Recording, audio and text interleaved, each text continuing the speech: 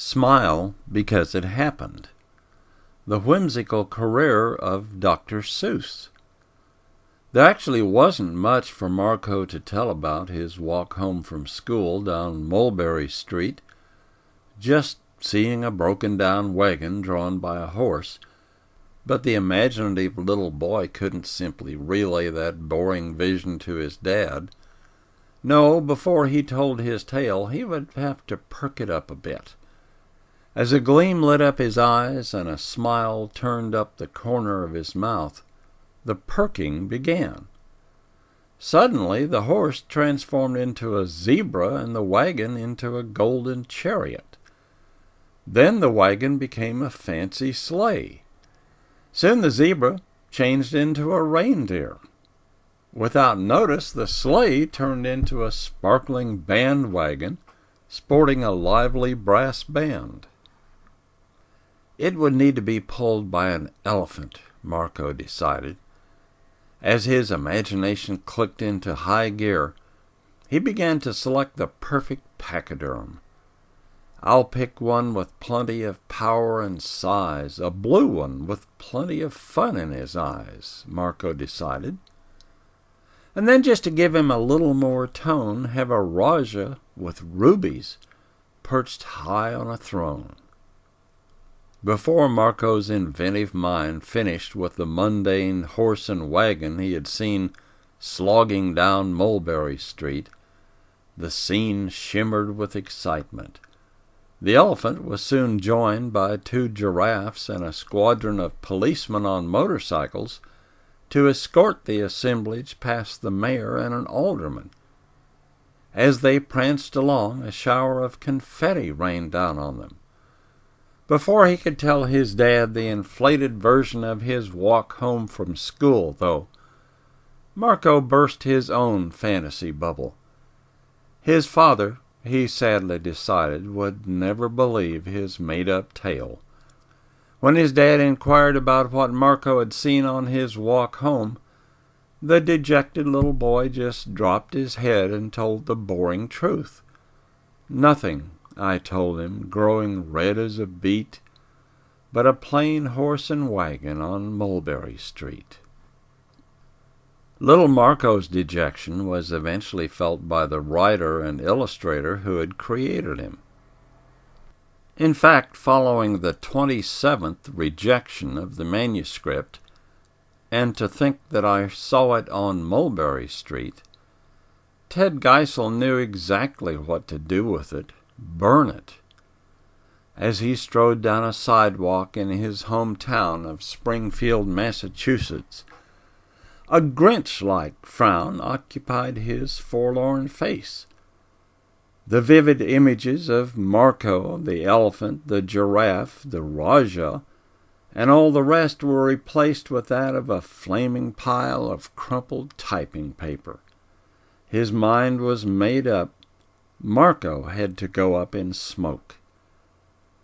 The mental image of the blazing manuscript, however, quickly morphed into a real-life view of an old friend approaching him as he walked down Springfield's Madison Avenue. Mike McClintock, his former college buddy, struck up a conversation. While they talked about their lives since their Dartmouth college days, Ted learned his friend not only worked as an editor for Vanguard Press, but was in their children's books department. After exchanging pleasantries, Geisel told McClintock about the string of editors' rejections of his manuscript. In response, McClintock asked to see it. This time the verdict was different. He liked it. The resulting book would plaster smiles across the faces of hundreds of thousands of children and their parents. In addition, it would ignite the career of a beloved writer who would color the world with iconic images of a cat in a hat, a Christmas-hating Grinch, and a plate full of green eggs and ham. Dr. Seuss. Theodore Seuss Geisel later reflected on the chance meeting, saying, That's one of the reasons I believe in luck. If I'd been going down the other side of Madison Avenue, I would be in the dry cleaning business today.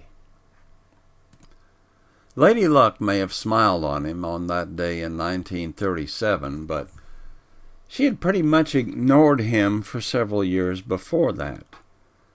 His journey toward publication began as a child. Inheriting his love of words from his mother and an artistic streak from his father, young Theodore began to exercise both abilities. His father was superintendent for the city's parks department and ran the Forest Park Zoo. Theodore and his sister Marnie often accompanied him to work. Already brimming with creativity, young Theodore drew the animals and enhanced them on his sketch pad with long necks, droopy ears, and silly smiles. His mother, Henrietta, had sold pies in her father's bakery. As she hawked the pastries, she did so in a rhythmic meter. The same comforting tempo found its way into the stories and poems that she read to Theodore and Marnie. Theodore soon began to replicate the sound with made-up nonsense rhymes. His love of creating odd little cartoon characters grew as he matured.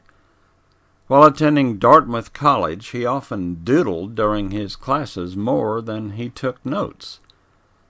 His father soon voiced his dismay over his son's faltering grade average, and in response young Theodore buckled down with his studies and even became the editor-in-chief of the school's humor magazine, Jack-o'-lantern. His fellow magazine staff members admired his knack of drawing wacky cartoons. His position at the magazine soon disappeared when he and several friends were caught drinking gin in his room. The infraction was enhanced since this was during the Prohibition era.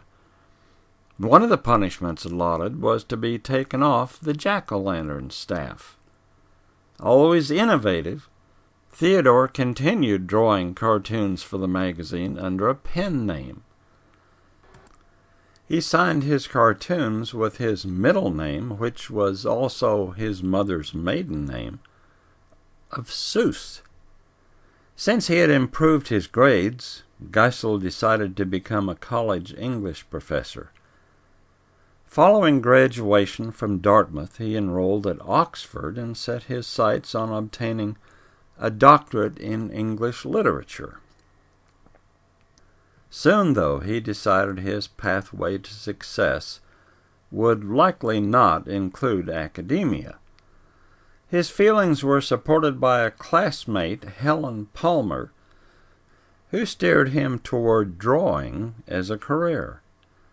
He soon dropped out of college, proclaiming it astonishingly irrelevant to his goal, and focused his attention on writing and illustrating. His career would not be the only thing that Helen influenced. In November of 1927, they married.